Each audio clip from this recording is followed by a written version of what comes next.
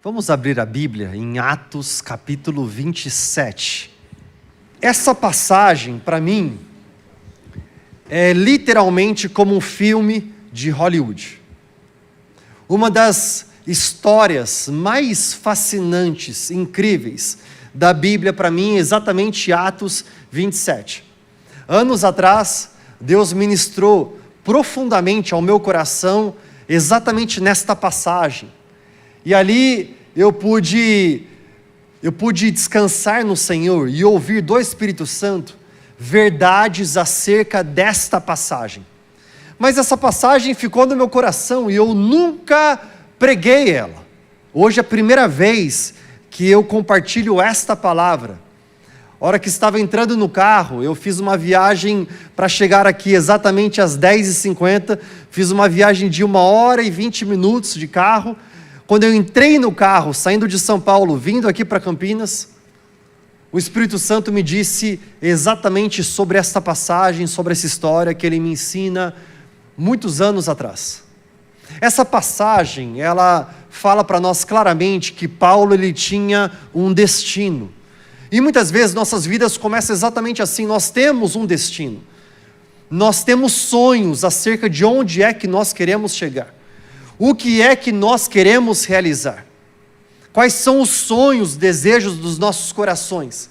Muitos de nós iniciamos nossas vidas e nós olhamos para frente e nós desenhamos nossos business plans, planos de negócios. Nós desenhamos nossos planos e sonhos para o futuro. Ontem à noite, antes de dormir, eu estava pegando o meu caderno profético. Eu tenho um caderninho que eu anoto todas as profecias e também aquilo que eu ouço do Espírito Santo e Ele entrega para mim, eu escrevo ali. E eu estava lembrando exatamente as palavras proféticas que Deus entregou a nós, a minha casa, eu, minha esposa e meu filho, porque no começo desse ano, na primeira semana, eu lembro que nós nos juntamos em um dia para nós ouvirmos do Espírito Santo e saber dele o que é que ele teria para nós ao longo desse ano. E nós geralmente temos esses sonhos acerca do futuro e pensamos, tudo vai muito bem, tudo parece ir muito bem no começo. No começo, Júlio ele é favorável a Paulo. O centurião romano olha para Paulo e fala assim, eu tenho favor sobre você. Paulo, eu imagino as outras pessoas, eu imagino eles olhando, Aristarco olhando para aquilo, falando assim, realmente Paulo tem favor, até mesmo no navio, onde ele é preso. Ele não é alguém livre, ele está preso, está indo para Roma, até mesmo neste lugar, o encarregado tem favor sobre a vida de Paulo.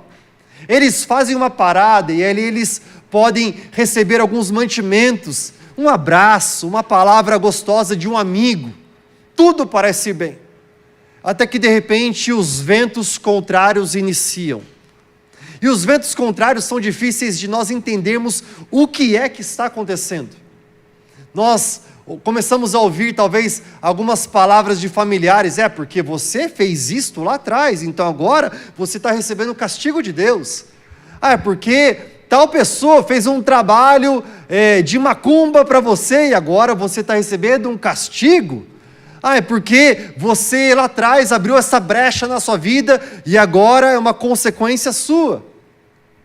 Quando nós vivemos ventos contrários, nós temos dificuldade de entender a origem desses ventos, quem é que enviou esses ventos e qual é o propósito deles de fato para nós. A mente do homem fica confusa neste tempo. A nossa mente fica confusa porque nós não sabemos se isso vem do Senhor, se isso vem dos homens, ou se isso vem, talvez, de Satanás, das legiões, principados, potestades.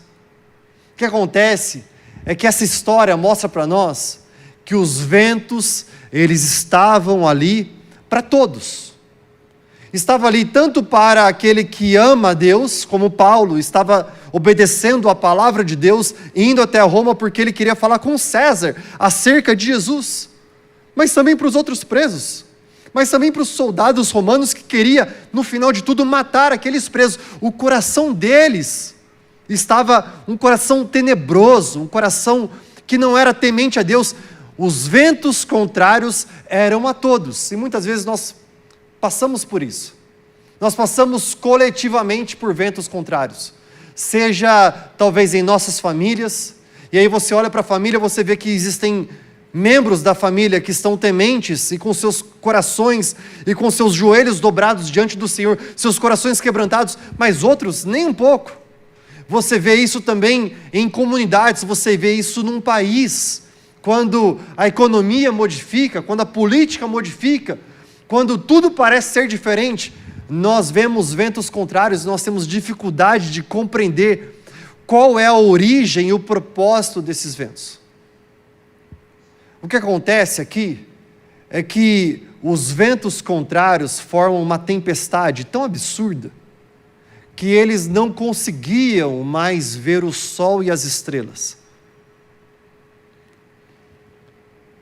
Quando eu estava vindo para cá, o Espírito Santo ele disse que essa palavra é para algumas pessoas especificamente.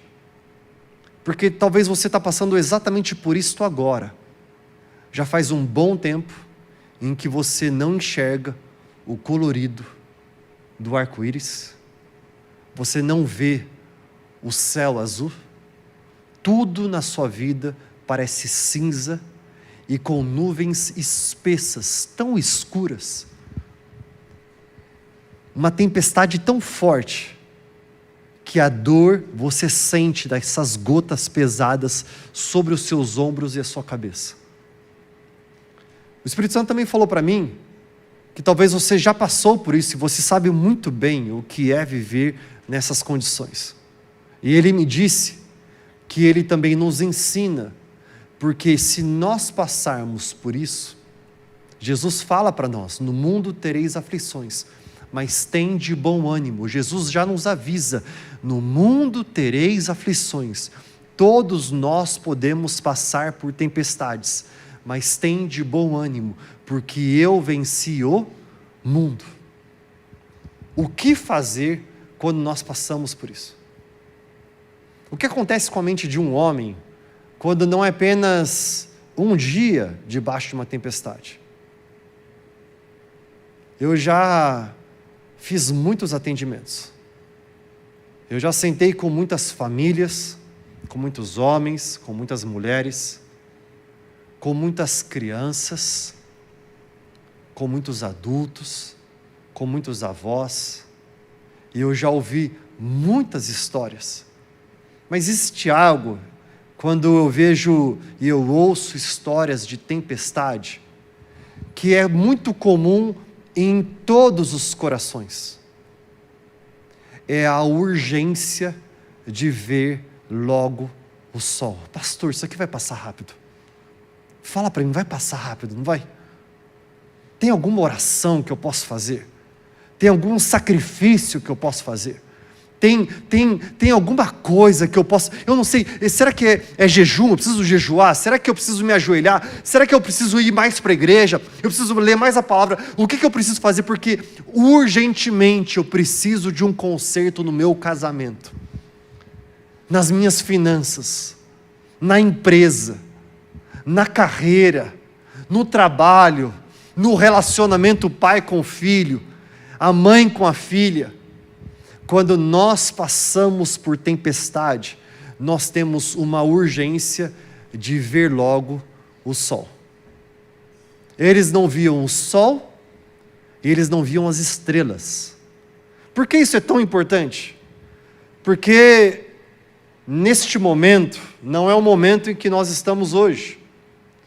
Você sabe que ainda hoje, desde lá atrás, os estudos para navegação, eles eram dirigidos exatamente por compreensão de que o sol ele nasce no leste. O sol ele está ao meio-dia, exatamente aqui, sobre nossas cabeças.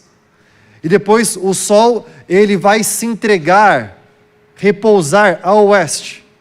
As estrelas, várias constelações diferentes, elas cooperam para que ao olhar para elas nós saibamos exatamente qual é a direção que nós estamos indo. O que Paulo descreve aqui para nós, na verdade Lucas, ao escrever o livro de Atos, e Paulo vive tudo isso, o que ele diz aqui para nós é que eles não viam o sol nem as estrelas, porque não havia neles nenhuma direção. Imagina você caminhar a sua vida sem saber claramente qual é a direção que Deus tem para você. É exatamente por isso que, quando nós lemos Isaías, capítulo 43, versículos 18 e 19, vejam, eu estou fazendo uma coisa nova, ela já está surgindo, eu estou fazendo o quê? Eu estou trazendo um caminho em meio ao deserto. Uma das coisas mais difíceis no deserto é porque tudo é areia, você não sabe onde é o norte, onde é o sul, onde é o leste ou o oeste. O que Jesus fala para nós é que Ele faz um caminho em meio ao deserto. E é exatamente a revelação de Jesus que ocorre aqui no meio dessa história. Eu não sei se você notou, mas 14 dias se passaram, 14 dias debaixo desse cativeiro espiritual, um cativeiro emocional. Eles estavam totalmente abatidos, eles imaginavam que eles iriam morrer, e Paulo, ele está pleno. Paulo se levanta, ele fala para eles: olha, eu preciso falar algo para vocês. A vida de todo mundo vai ser preservada. Tenham coragem, tenham bom ânimo. Porque Deus falou comigo. Ele vai me levar para conversar com César. Eu falarei do amor de Jesus até César. Agora note isso. Paulo tem uma direção muito clara na vida dele. Ele sabe o que ele vai fazer. A primeira pergunta que eu quero fazer para você hoje é: você sabe qual é a direção clara da sua vida? Você sabe qual é o propósito de fato da sua vida? Você sabe por que muitas pessoas, elas se encontram perdidas nos dias de hoje? Porque elas não sabem o seu propósito. Homens buscam o seu propósito quando eles vão investir mais em seus negócios, seu trabalho. Trabalham e descobrem que seu propósito não está lá. Outros querem descobrir o seu propósito ao firmar uma família. Eu preciso de uma família, eu preciso me casar, eu preciso ter filhos. De repente você tem a sua esposa e seus filhos e você ainda não descobriu o seu propósito. Outros em meio a hobbies, em meio a lazer, e você quer fazer de tudo, mas você não encontra o seu propósito. Eu gosto de uma frase de Jim Carrey. Você lembra quem é Jim Carrey? Jim Carrey, um dos maiores comediantes, humoristas que já existiu em Hollywood. Um dos homens mais famosos em humor no mundo todo. Ele é quem estrelou naquele filme O Máscara. Lembra disso? O Máscara. Jim Carrey, ele foi extremamente reconhecido perante a indústria de cinema. Extremamente reconhecido perante a sociedade. Muito famoso e, além disso, muito rico. Ele disse essa frase quando ele estava um pouco mais avançado, logo após de ter conquistado tudo isso, avançado um pouco mais em idade. Ele disse: eu gostaria que todo mundo fosse rico como eu sou, famoso como eu sou, e cheio de influência como eu sou, para que eles possam descobrir, quando chegarem neste topo, que a felicidade não está em nada disso. Nós vemos que 276 homens em um navio não sabem um propósito. Não sabem o seu propósito. Uma pessoa se levanta e diz: sabe por que nós não vamos morrer?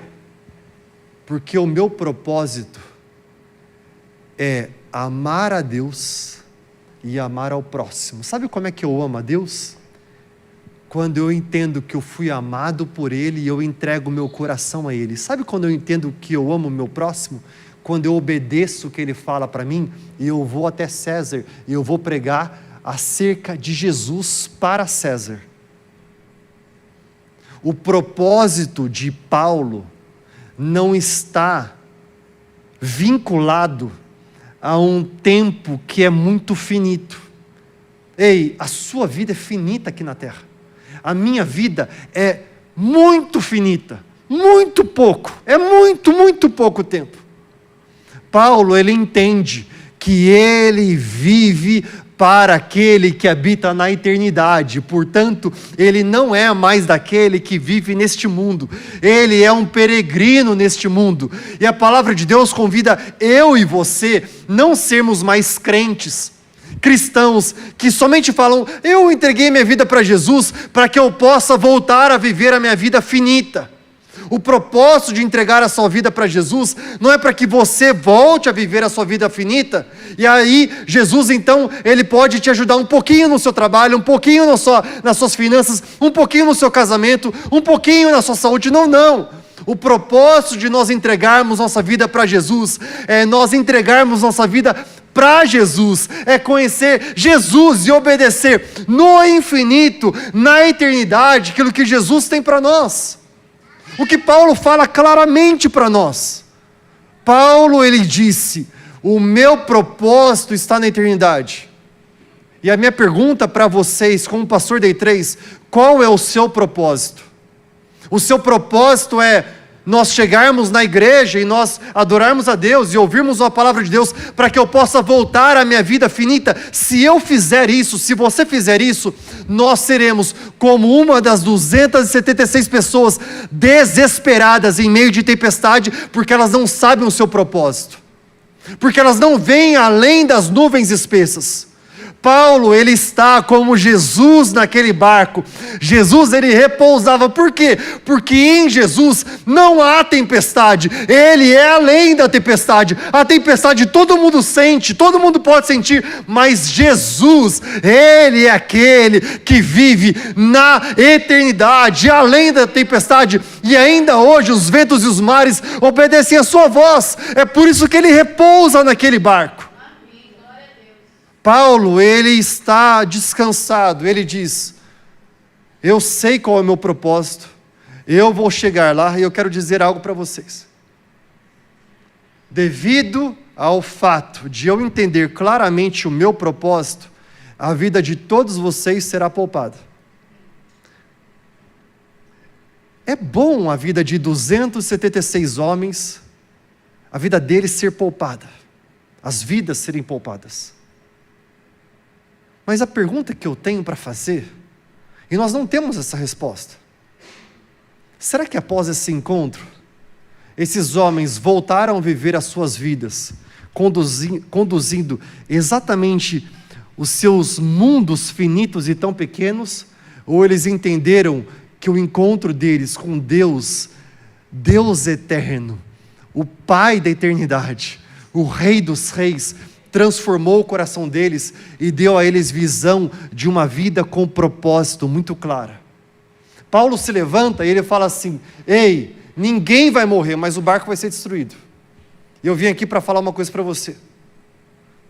Se você está passando por uma tempestade, se você está passando por um tempo em que as nuvens estão espessas, em que parece que você não consegue ver o sol nem as estrelas, eu vim aqui, em primeiro lugar, para dizer para você: ainda hoje os ventos e os mares obedecem à voz do Senhor.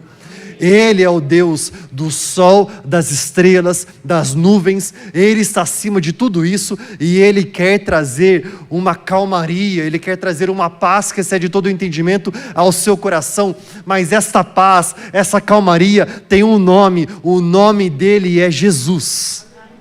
A primeira coisa que eu quero falar para você é que em meio à tempestade, ouça Jesus. Jesus é introduzido aqui em dois momentos, de forma muito clara. Primeiramente, quando Paulo fala sobre propósito: eu sei o meu propósito. Ele está dizendo: ei, Jesus Cristo está aqui. A morte tentou vencê-lo, os soldados romanos tentaram vencê-lo, os fariseus quiseram aprisioná-lo, os saduceus quiseram abatê-lo, mas a morte não venceu. Ao terceiro dia, ele ressuscitou, ele está sobre todos nós, ele habita em nossos corações, e eu vim aqui para dizer para vocês: Jesus Cristo está vivo. Portanto, levante os seus olhos e veja o seu propósito. Mas em segundo lugar, Paulo, ele apresenta Jesus quando ele apresenta o pão. Coma, você vai precisar. Daqui a pouco, tudo isso que nós estamos vivendo são destroços. O barco todo, o navio todo vai ser destruído.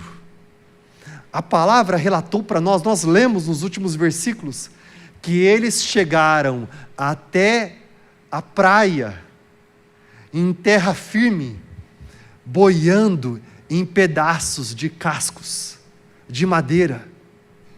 Mas Paulo lembra um pouco antes: enquanto você estiver neste mar, enquanto você estiver apoiando-se em meio a esses cascos, você vai precisar de Jesus aqui, como o pão. Quem é o pão? Jesus Cristo é o pão da vida. Eu vim aqui só para dizer para vocês duas coisas. Nós precisamos tirar os nossos olhos daquilo que é horizontal e focar nossa vida e nosso coração nele, vertical. Eleva os meus olhos para o monte, eu sei que de lá vem o meu socorro.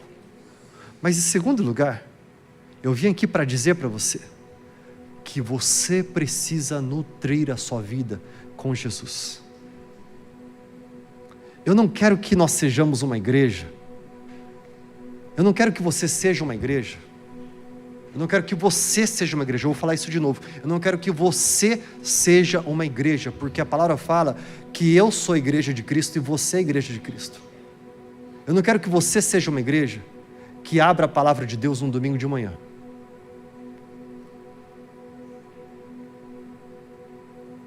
O que fez com que um homem soubesse seu propósito e 276 homens não, é porque um homem falou: eu já li o livro do começo ao fim, eu sei que nós somos vencedores, a vitória é nossa e tudo vai dar certo. O que fez com que Eva caísse na tentação da serpente e Jesus não, quando ele se encontra com Satanás no deserto, é porque Jesus fala: está escrito. Eu e você precisamos ser mais guiados pela palavra de Deus e menos pelos nossos sentimentos. Escuta o que eu estou te falando. A palavra é tão radical e eu estou achando que nós estamos num tempo em que pregadores estão diluindo a palavra de Deus. Ela é tão radical que ela diz para nós: se o seu olho direito, se o seu olho faz você pecar, tira o seu olho, arranca ele. É melhor você chegar ao céu sem os seus olhos do que com ele continuando no pecado. Se sua mão direita te faz pecar, arranca ela. Se você não tem controle na gestão do seu tempo para você falar com Deus, tira a televisão, se ajoelha na palavra de Deus e ora. Se você não tem controle porque você fica o tempo todo lá no Netflix e você fica com o seu smartphone e você fica rolando de uma vida após outra vida e você fica horas naquilo, sabe uma coisa que eu acho interessante? Eu acho interessante que a média de tempo em que o brasileiro fica num smartphone diariamente hoje é 5 horas e meia. E nós continuamos a dizer: eu não tenho tempo para orar e para ler a palavra de Deus. Se alimente de Jesus. Se alimente de Jesus. Eu já passei por tempestades, eu já passei por dias e noites e meses que parece que eu não via o sol, eu não via as estrelas. Eu lembro uma vez que eu estava passando por um deserto tão grande que eu descia as escadas de onde eu estava e eu subia e eu sentava na minha sala e eu me ajoelhava e eu lia a palavra de Deus, eu colocava o louvor bem alto e eu ouvia aquela canção me guiando: vitorioso és, na tempestade estás, teu nome infalível é. Eu posso não estar vendo o sol, eu posso não estar enxergando as estrelas, mas eu sei que além das nuvens espessas está o sol, está as estrelas, que o meu Deus, o Criador dos céus e da terra, o Deus Todo-Poderoso, Ele criou.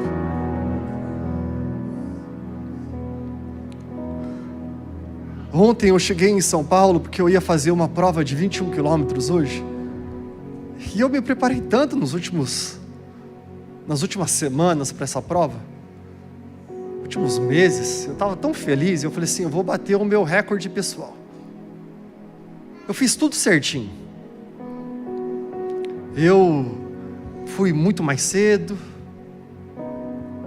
Eu comi uma massa com molho vermelho, que era isso que eu podia comer. Eu comi, era 6 horas da noite. Quando que eu como esse horário? Normalmente eu como 9 horas da noite, 8 horas da noite. A hora que era 9 horas da noite, eu já estava na cama pronto para dormir, 9h30. Falei, estou fazendo tudo certinho, vai ser maravilhoso amanhã. No que eu estou para dormir, eu começo a sentir o meu estômago embrulhar. Falei, que coisa é essa? Comecei a orar. Orei, a Mi estava comigo no quarto. Eu acho que eu devo ter caído no sono perto de 11 horas. Acordei, era 4h30 da manhã. Eu falei, acho que eu estou melhor, vai dar tudo certo, vai ser maravilhoso. Eu fiz tudo certinho, eu vim antes, eu descansei, vai dar tudo certo. Eu cheguei para fazer a prova, comecei a correr. Eu comecei a correr bem, me sentindo bem, correndo forte. Eu falei, essa prova vai ser muito boa. Quando dá 5 quilômetros de prova, eu recebo um telefonema. Minha mãe, o Noah ficou em Campinas, dormindo com o vovô e com a vovó. E a mãe fala, filho, o Noah está com febre. Mãe, eu estou no meio da prova.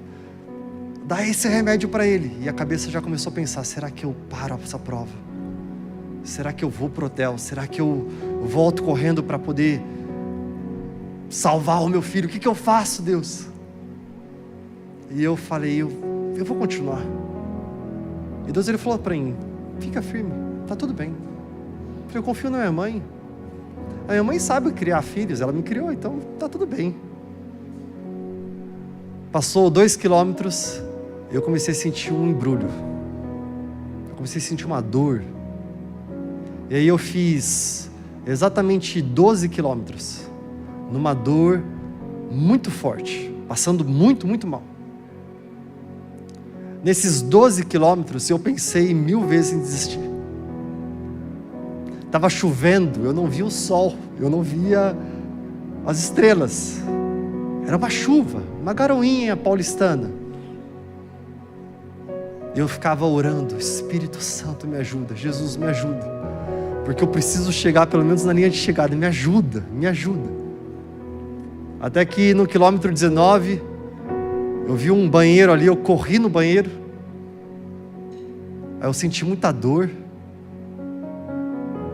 Aí depois eu voltei, eu terminei os 2 quilômetros, tentando ir mais forte para terminar aquela prova. E a hora que eu terminei ela, eu fiquei pensando, Deus, por que eu passei por tudo isso? Era para ser algo legal, tinha um propósito. O propósito era terminar a corrida e ser recorde pessoal. Eu fiz uma boa corrida, mas não foi recorde pessoal. Tinha um propósito tudo isso. Rei Deus, ele falou para mim muito claro. Quando o sol você pode enxergar, quando as estrelas você pode enxergar, eu estou contigo.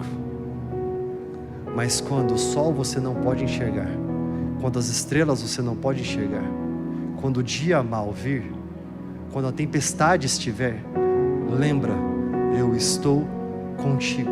Eu lembro, metro por metro, passo após passo, o Espírito Santo dizendo para mim, o meu nome é Emanuel, Deus conosco, eu estou com você. E hoje de manhã, quando eu entrei no carro, nessa viagem de 1h20 para cá, o Espírito Santo, ele me disse claramente, eu ia pregar outra palavra. Ele falou, eu vou entregar para você aquilo que eu entreguei anos atrás, mas eu quero que você compartilhe isso com a igreja. A história, nós lemos um capítulo, esse capítulo elucida muito claro aquilo que nós vemos de uma capa a outra neste livro.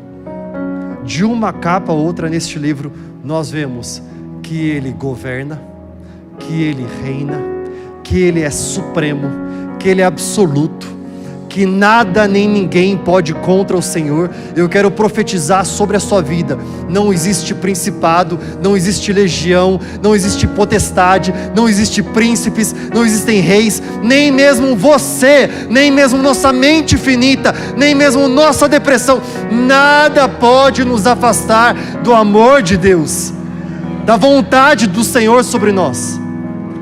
Agora eu e você precisamos alinhar hoje, aqui e agora, nosso propósito e a nossa nutrição.